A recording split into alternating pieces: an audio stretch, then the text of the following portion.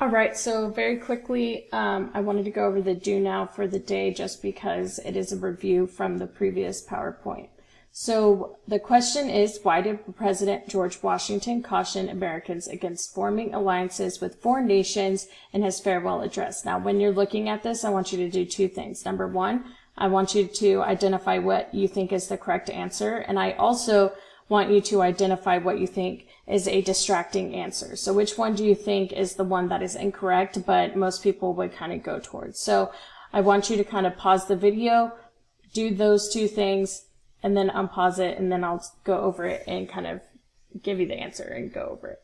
All right, so once again, the question, why did President George Washington caution or warn Americans against forming alliances with foreign nations in his farewell address? So we're talking about President George Washington, his farewell address, where he warned against forming alliances with foreign nations. So the first answer choice is A, so he feared trade with Latin America would be harmed.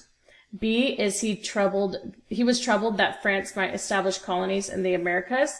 C, he worried that the nation might be later dragged into a foreign war. And D, he sought to protect America's western frontier. So the correct answer is C. He worried that the nation might be later dragged into a foreign war. So he just kind of wanted to stay out of it.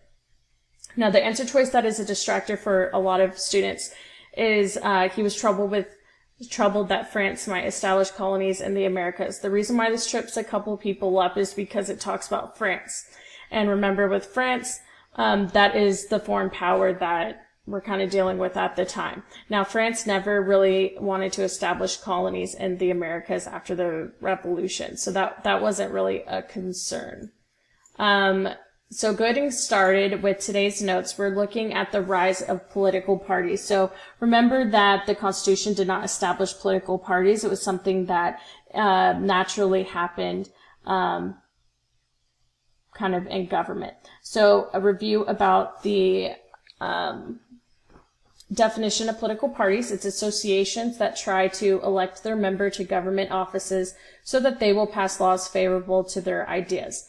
Now, the difference, if you remember, when we were talking about ratifying the Constitution, which means to approve the Constitution, there was two groups of people that either favored ratifying the Constitution or were against ratifying the Constitution. And those two groups were the Federalists and the Anti-Federalists. And they had different ideas about what our government should look like. Now, those two groups of people are not political parties, and that's what I really want you to understand.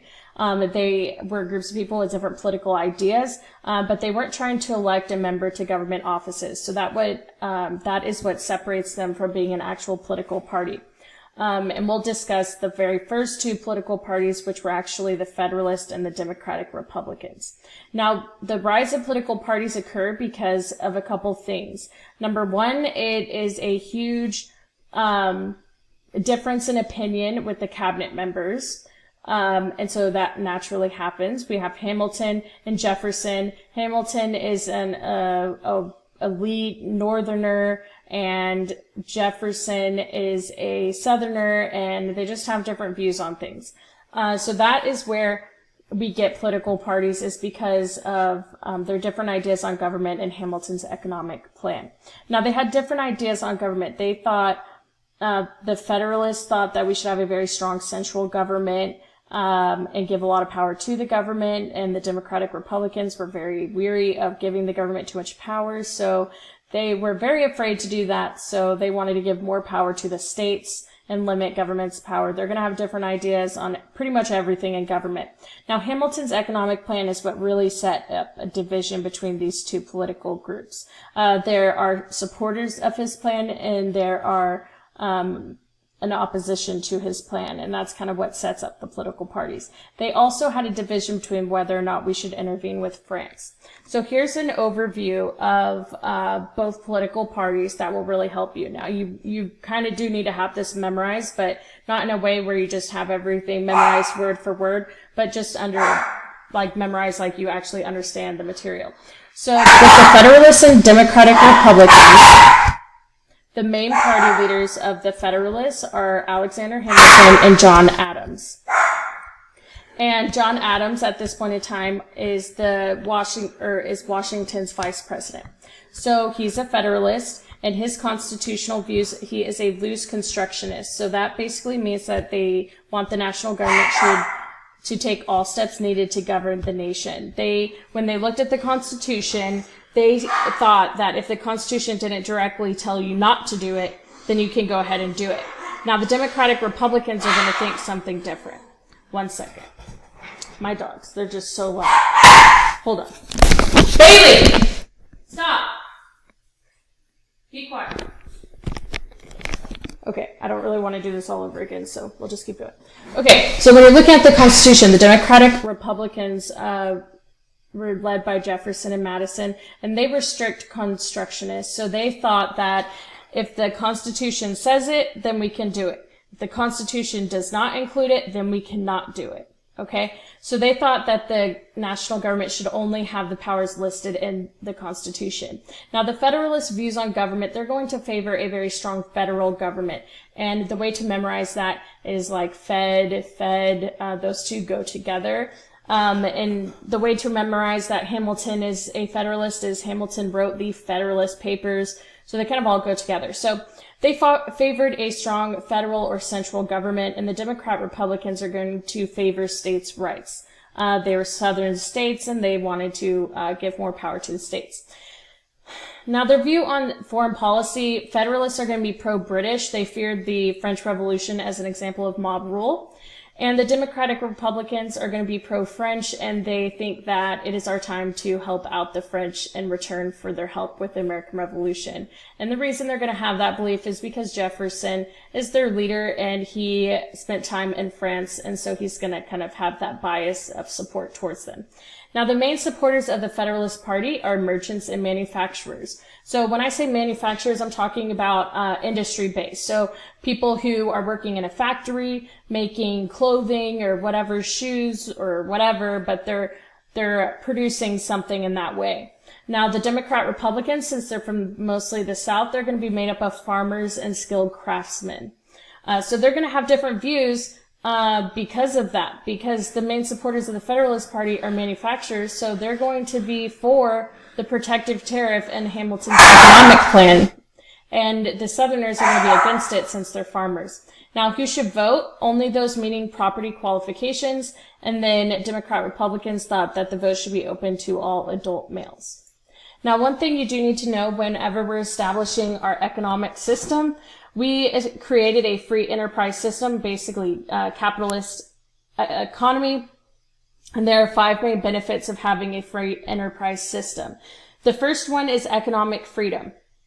So you are free to buy what you want, choose your occupation, your employer, and your job location. So the government is not there telling you what you have to buy or where you have to work. I was able to go to college. I got to choose to be a teacher. There wasn't anyone that was forcing me to become whatever other occupation. I got to choose what I wanted to do.